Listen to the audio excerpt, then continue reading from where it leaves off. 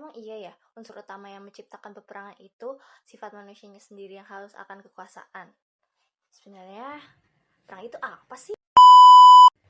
Sebenarnya, ada berbagai macam pandangan tentang asal-usul perang atau perang itu sendiri. Machiavelli menyebutkan jika perang adalah bentuk persengketaan negara yang setara dalam hukum internasional, di mana senjata digunakan sebagai bentuk sah terjadinya perang. Hai semua. Sebelumnya, perkenalkan nama aku Aulia Sahar Afifah dari Prodi Hubungan Internasional kelas 4B dengan NIM 112211300000113 dari FISIP UIN Jakarta. Tujuan dibuatnya video ini untuk memenuhi tugas kuliah konflik internasional kontemporer dengan Bu SK Dwi Payana sebagai dosen pengampunya. Jadi pada kali ini kita akan membahas neorealis, yaitu sebuah teori yang dikemukakan Kenneth Walsh dalam bukunya yang berjudul The Origin of War in Neorealist Theory. Sebenarnya jika kita lihat dari namanya, teori neorealis pasti tak jauh dari teori realis itu sendiri. Jadi bisa dikatakan bahwa neorealis adalah perkembangan dari realisme klasik yang dijelaskan dan dipelopori oleh Hans J. Morgenthau dalam bukunya yaitu Political Nation, The Struggle of Power and Peace yang terbit pada 1948. Dalam perkembangannya, neorealisme tetap mempertahankan prinsip utama realpolitik, namun neorealisme memiliki tujuan dan arah yang berbeda, serta mengubah unsur sebab dan akibat yang ada. Jika dalam realis klasik, unsur utama yang menciptakan peperangan itu sifat manusianya sendiri yang haus akan kekuasaan, di neorealis peperangan bisa terjadi karena dua hal, yaitu struktur anarki internasional dan adanya perilaku unit negara dalam dunia internasional. Tekanan struktur anarki internasional. Di dalam sebuah tatanan dunia yang tidak memiliki otoritas pusat yang mengatur hubungan internasional, maka setiap negara bertanggung jawab atas keamanannya sendiri. Hal ini berarti bahwa negara-negara harus selalu waspada terhadap potensi ancaman terhadap keamanan mereka sendiri. Akibatnya, hubungan antara negara-negara seringkali tetap tegang dengan kecurigaan dan permusuhan menjadi hal yang umum. Secara individu, negara-negara mungkin hanya mencoba meningkatkan keamanan mereka sendiri. Namun secara kolektif, upaya ini dapat menyebabkan perlombaan senjata dan pembentukan aliansi. Situasi yang tidak nyaman ini diperburuk oleh security dilemma, di mana tindakan yang diambil oleh suatu negara untuk meningkatkan keamanannya dapat mengurangi keamanan negara lainnya. Sebagai contoh, negara A mulai membangun kemampuan militer untuk tujuan defensif. Negara lain mungkin akan menganggap hal ini sebagai ancaman dan mulai meningkatkan kemampuan militer negaranya.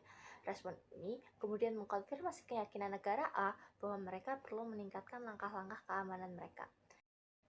Demikian pula ketika aliansi meningkatkan kohesi mereka dan memperluas keanggotaan mereka untuk tujuan defensif.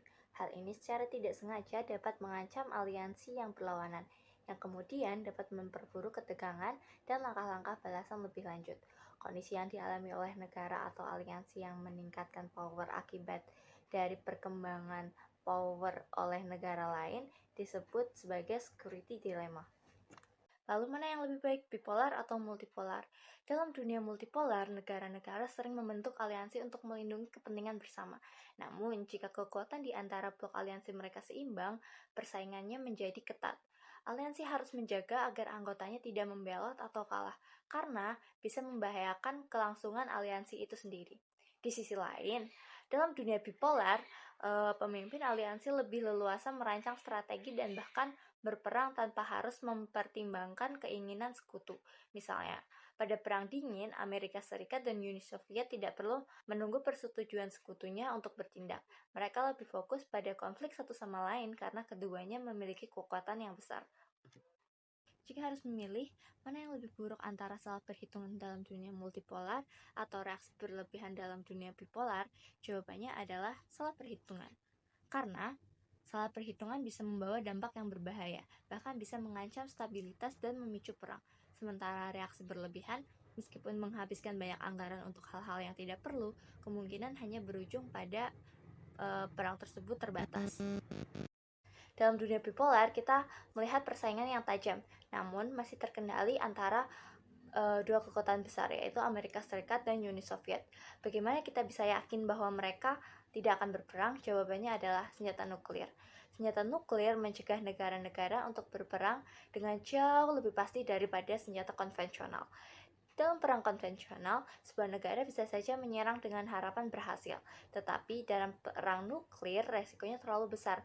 Senjata nuklir membuat peperangan besar antara negara-negara besar hampir tidak mungkin terjadi. Meskipun senjata nuklir menjaga perdamaian, mereka juga menciptakan situasi yang berisiko. Tetapi, meskipun demikian, kemungkinan terjadi peperangan besar antara negara besar yang memiliki senjata nuklir sangatlah rendah. Ini membuat aliansi tidak hanya menjadi sarana untuk melindungi kepentingan bersama, tapi juga sebagai alat untuk mempertahankan perdamaian. Kondisi yang hanya terus berisi ancaman namun tanpa serangan akibat kedua negara tersebut memiliki nuklir, kemudian disebut dengan balance of power. Oleh karena itu, walaupun senjata nuklir juga menciptakan situasi yang beresiko, mereka secara keseluruhan mengurangi kemungkinan terjadinya perang besar antara negara-negara besar. Dengan demikian, senjata nuklir tidak hanya memiliki peran yang menjaga perdamaian di dunia bipolar, tetapi juga meredakan ketegangan dan meminimalkan resiko konflik di antara negara-negara besar dalam aliansi multipolar.